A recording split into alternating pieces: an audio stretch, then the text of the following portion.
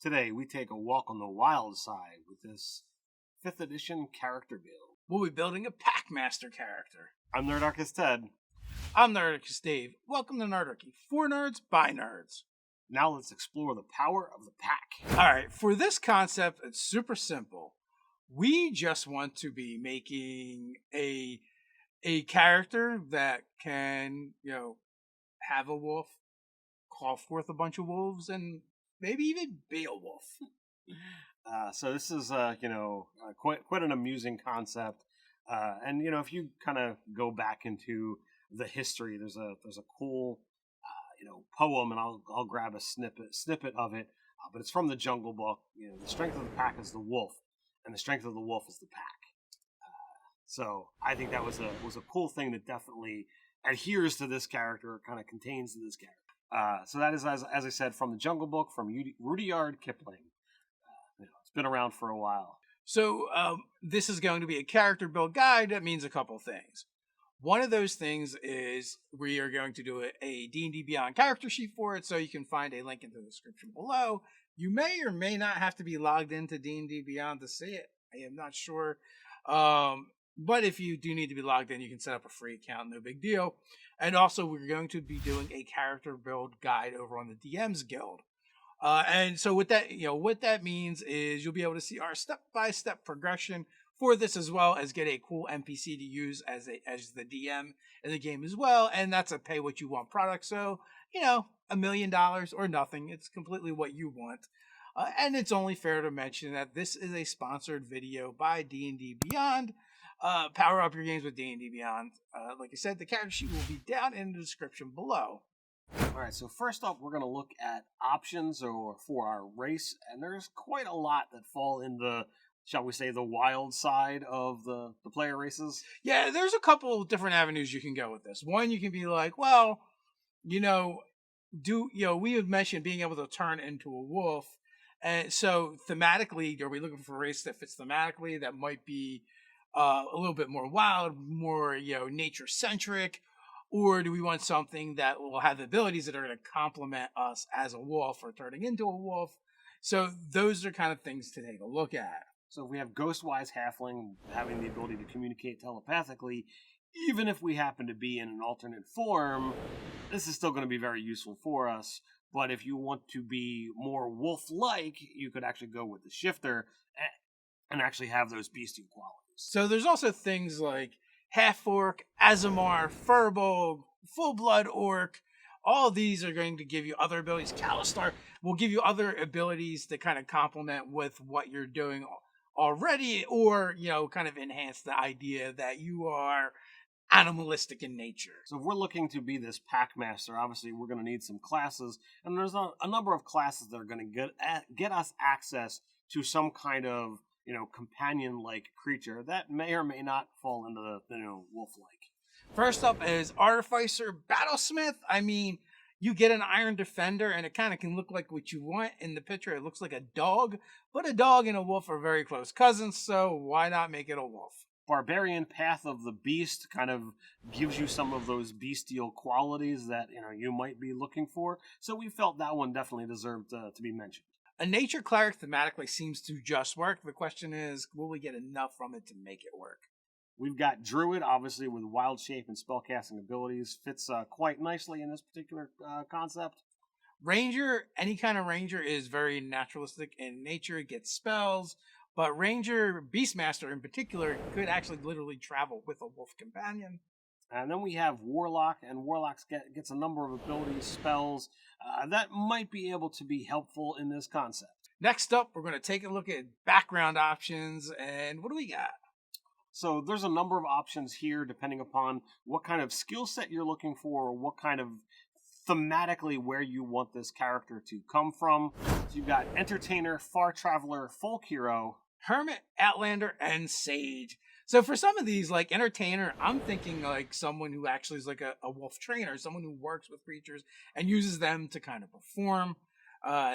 Some of the other ones are casino like obscure choices like the Sage. Oh, what if you're a naturalist? What if you go out into the wild and you study these things where they are? Outlander, you literally might have been raised by wolves. And that's one of the things that, I thought, I'm like, all right, I'm definitely going to put an asterisk next to that one. Hermit, maybe you prefer the company of animals and wolves over people, so that's why you're kind of a hermit. Indeed. If you're looking for another way that you might want to support the channel, why not support us over on Patreon? We make 5e content for DMs and players alike. We're making magic items, including print and play magic item cards, feats, spells, subclasses, races, drop-in encounters, and more. There will be a link down in the description. There's a card up here. Check it out. Help support Nerdarchy to keep doing what we do. All right, so let's actually get into our stats. And for this one, we went with a point buy. So we're going to have a 9 strength, a 12 dex, and a 14 constitution. Then we're going to get a 12 intelligence, a 14 wisdom, and 12 charisma. So you can already see that, we definitely have placed our points, in a way to be able to allow for certain multi-classing. So if you're looking at, the multi-class requirements for those aforementioned classes, you can already see that there are some things that did not make the cut. We're going to look at our race, and we're going to go with a Wild Hunt shifter. I mean, shifters all already feel kind of animalistic anyway. They're in touch with nature. They're a naturalist, and Wild Hunt is the shifter to me that feels the most canine-like. Which they give when they shift. It's going to give some bonuses to, with temporary hit points that all shifters get, but also they become more perceptive. And we're already talking about, possibly wild shaping into perceptives. Indeed. We'll get access to the survival skill as a Wild Hunt shifter. Also, our bonuses are going to go to Dex and Wisdom, giving us a 13 Dex and a 16 Wisdom. So, yeah, we're favoring Wisdom here a bit, but for some reason, we also wanted that odd stat index. On the background, we're going with Outlander. We're going to get Athletics, and because we already have Survival, we're going to actually take Stealth in its place. We're going to take a musical instrument, we're going to get Drum, and we're going to get a language, and the most natural to me was Sylvan. All right, so next up, where are we going to start with our classes? We're going to start off with Druid, and for this one, we're going to take Nature and Perception as our skills. I think it's worth mentioning, two of the spells we want to keep prepared for this character is Speak with Animals and Animal Friendship. So now we can start making friends and talking to wolves literally at first level. So we're already building on, that strong concept. You already have this connection because you were raised by wolves. So you want to get out there and, do what you do. So hopefully your DM is okay with this concept and is going to allow you to go out and find wolves, befriend wolves, and perhaps, they're not going to be traveling with you all of the time, but, use them for, fun things here and there. I think that is what this character was built and designed to do.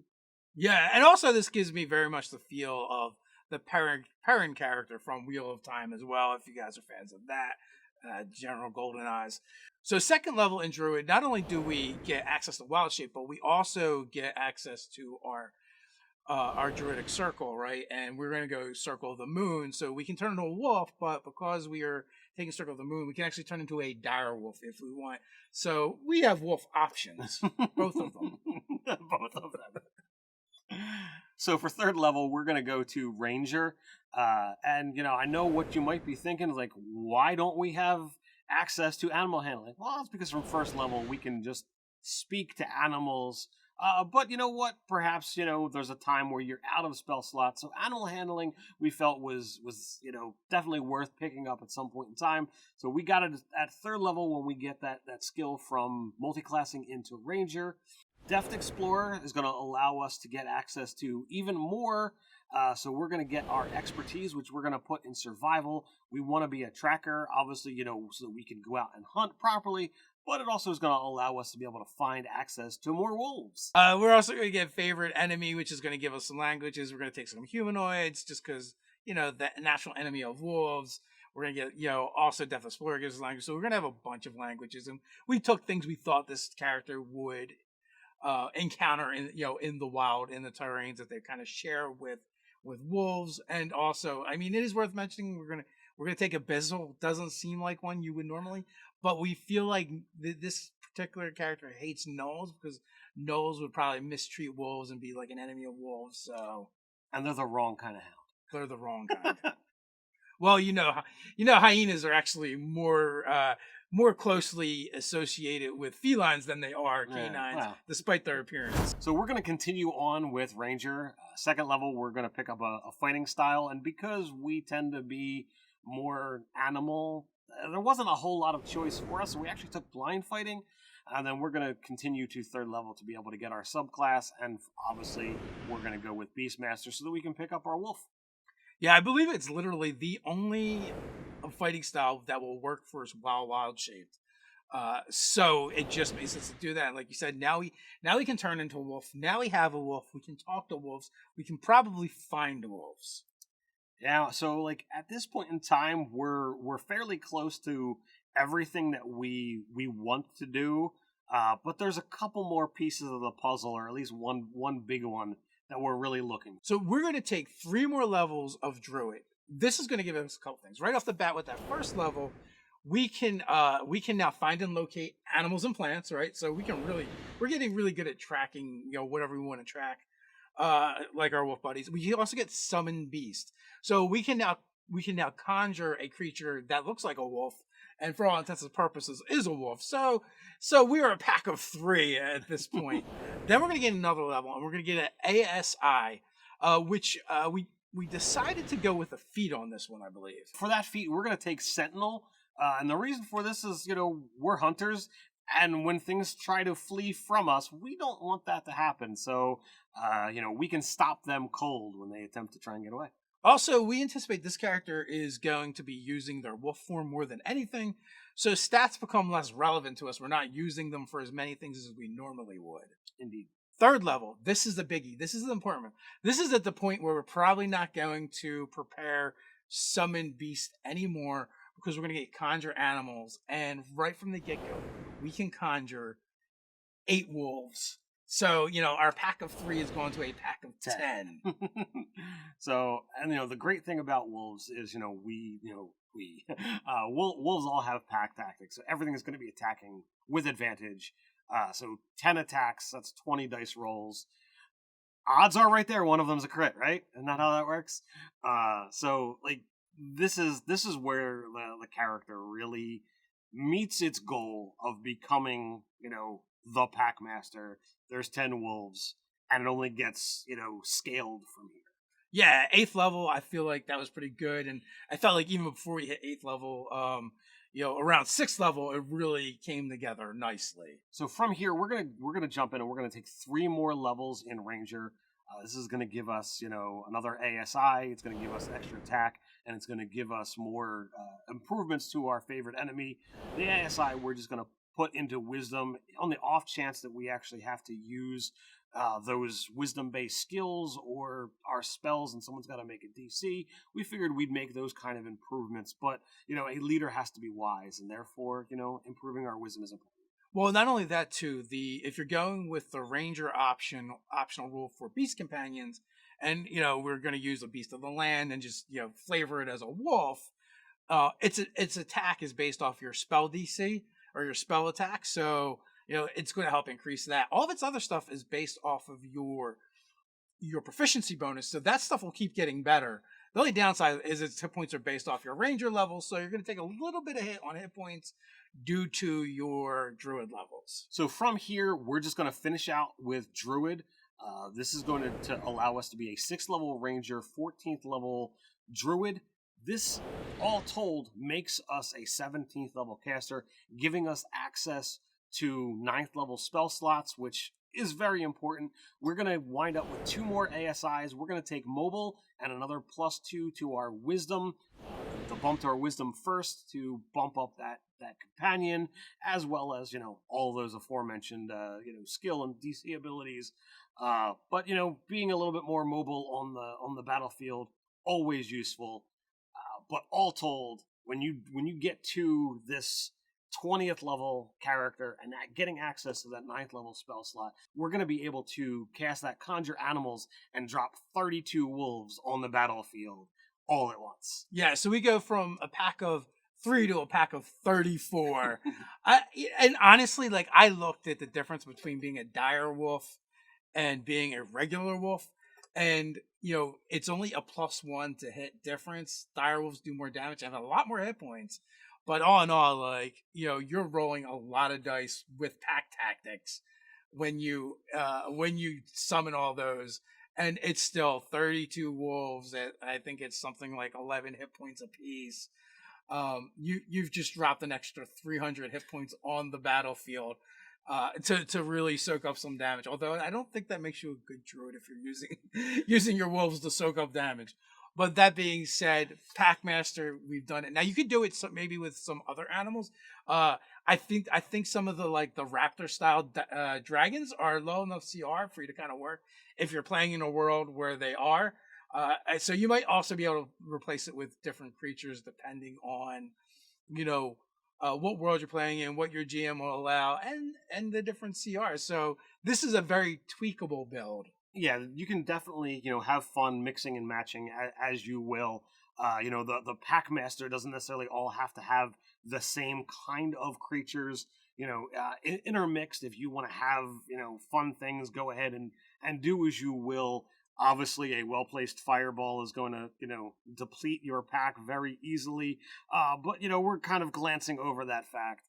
We just want to have fun, with what's going on here. And not everything needs to be highly spec'd to be this, just lethal disaster. But, if you summon 32 wolves and, send them upon your foes, they're not going to have a good day. Also, that could be a lot of scouts that you, in theory, could probably talk to when they come back as well. So you can cover a lot more ground. There's some utility reasons why you might, use that as well. But now the question is, how will we use it in our game? So this is the dude who is easily out there, and could be, this kind of legend that like Bigfoot.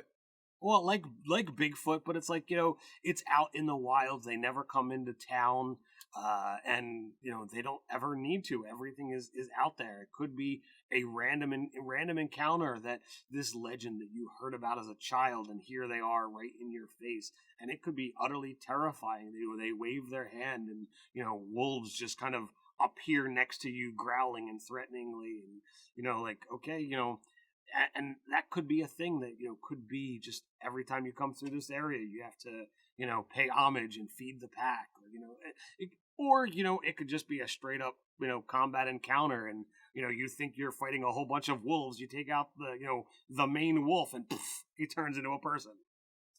I like the idea of the players going through this person's territory or area, their domain, and just being harried by wolves every day and night, and they're acting strange. They're doing things that wolves don't normally do, like they're trying to make off with their gear, steal their stuff, things that really maybe it starts off with them being more nuisance and harassing than a threat, but it begins to escalate as the players are not getting the message that they're not wanted here, which could then lead up to the big climax encounter where it's either a big fight or a standoff or whatever, where the players kind of meet this character and they can either solve it through diplomacy or violence, whatever happens in your games. Our games can go either way. If your players are more murder hobo-y, we know what that can do. But the question is, would you use this in your game? How would you use it? Have you played a character like this? Please share your thoughts down below in the comments with the Nerdarchy community. While you're down there, don't forget to do all those things that make Nerdarchy and YouTube happy. Like, share, subscribe. Even go ahead and click on that notification bell. Quick reminder, Mondays, Wednesdays, and Fridays we drop new videos here on the channel. But if you can't wait until then, up in this card here, you can click and you check out 5 wildest D&D character builds if you want some different ideas for wilderness style characters. So until next time, stay nerdy.